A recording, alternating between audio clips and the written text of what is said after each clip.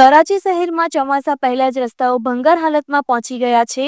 કાગળ પર યોજનાઓ લખાતી હોય તેમ ધરતી પર માત્ર ખાડાઓ અને કાદવનો નજારો જોવા મળી રહ્યો છે।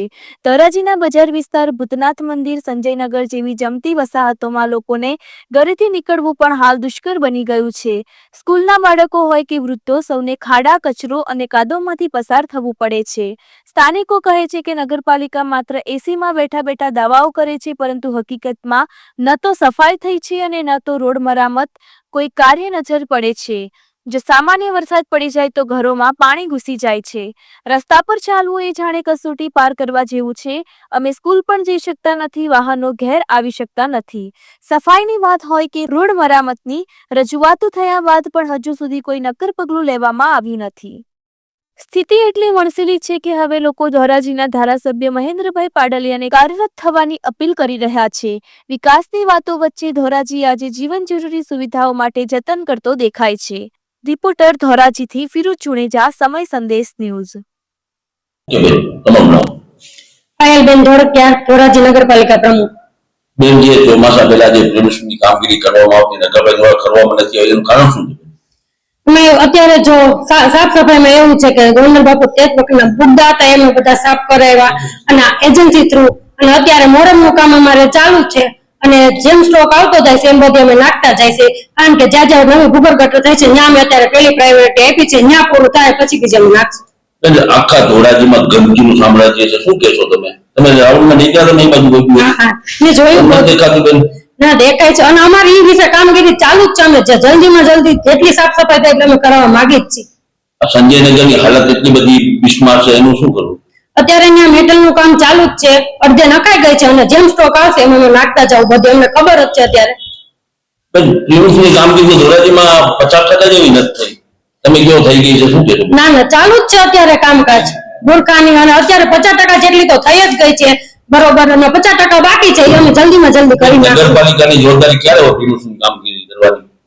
એ અમને ખબર છે, તો અમારે વર્ક ઓર્ડર નીકળે એ ઉપર કરી પહેલા અમે બુદ્ધાની સાફ સફાઈ કરાવી અને અત્યારે અડધો રથ મેટલ પડી ગઈ છે બરોબર, અને અડધો રથ બાકી છે અને હજી એટલો બધો વરસાદ નથી, એ પહેલા અમે નાખી દેશું। પહેલા બેન, ક્યારે હોય તમારી જવાબદારી, ક્યારે આવી? ચોમાસા પહેલા, એ અમને ખબર છે। તો તમે ખબર છે છતાં કેમ ન કરી? તો અમારી આગળની સ્ટેપ, અમારી ઓર્ડર નીકળે બરોબર, અમારે સીધું તો કરાતું નથી, અમારો વર્ક ઓર્ડર નીકળે એ પ્રમાણે અમે કામ કરી જ છીએ। એટલે ચોમાસા પહેલા વર્ક ઓર્ડર નથી કરતા?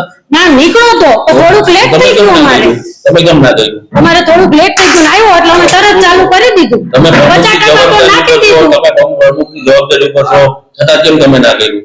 ના, અત્યારે ચાલુ જ છે, 50% થઈ ગયું ને 50% બાકી છે, અમે પૂરું કરી દઈશું। તમારું નામ? હેમંતભાઈ બહાદુરભાઈ। હેમંતભાઈ, આ જે ગંદકી છે કોઈ ઉપર આવે કે નહીં?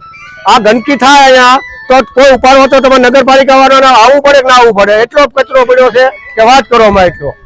પોતે ગાડીઓ મૂક્યું છે તોય માણસો કચરો નાખવા અહીંયા આવે છે, કૂતરા મરેલા નાખવા આવે છે, જનાવર મરેલા નાખવા આવે છે, અને કોઈ અને રોગચાળો એવો ફાટ્યો છે કે વાત કરો એટલો। અહીંયા ઘરે ઘરે માણસો અહીંયા બીમાર, અમારે બચ્ચા પડ્યા છે અને નગરપાલિકા વાળા કોઈ સામું જોતા નથી। અહીંયા અમારે અહીંયા વોકરા કાંઠો, ભૂતનાથ મંદિર પાસે,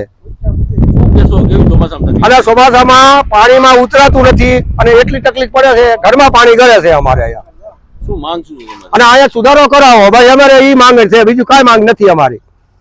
સફાઈ ભરાવો અને આ બુગદો બંધાવી ગયો એટલે તો હું આ બધું કમ્પ્લીટ થઈ જાય અમારે અહીંયા। અજયગીરી મનસુખગીરી ગોસ્વામી, ભૂતનાથ મહાદેવ મંદિરનો પૂજારી છું। અહીંયા અમારે ચોમાસામાં બહુ હાલવાની, પાણી નીકળવાની અહીંથી બહુ તકલીફ પડે છે। પુલની અરજી કરેલી છે તોય કોઈ છે ને અહીંયા કોઈ ધ્યાન દેતું નથી, એટલો ગંદકી વાળો હોય એટલે અમે જાય આતે કોઈ નગરપાલિકા વાળા કોઈ અહીંયા ક્યાંય ધ્યાન દેતા નથી। હમણાં શ્રાવણ મહિનો આવશે, દર વર્ષે બધા બુગદામાં અડધો હાથર સુધી પાણી હોય, અહીંયા પાણી રેડવા આવે, સોમવાર હોય અમારે, તોય કોઈ આવતું નથી, કઈ પુલ નથી બનાવી દેતા કે કોઈ કાંઈ ધ્યાન દેતું નથી।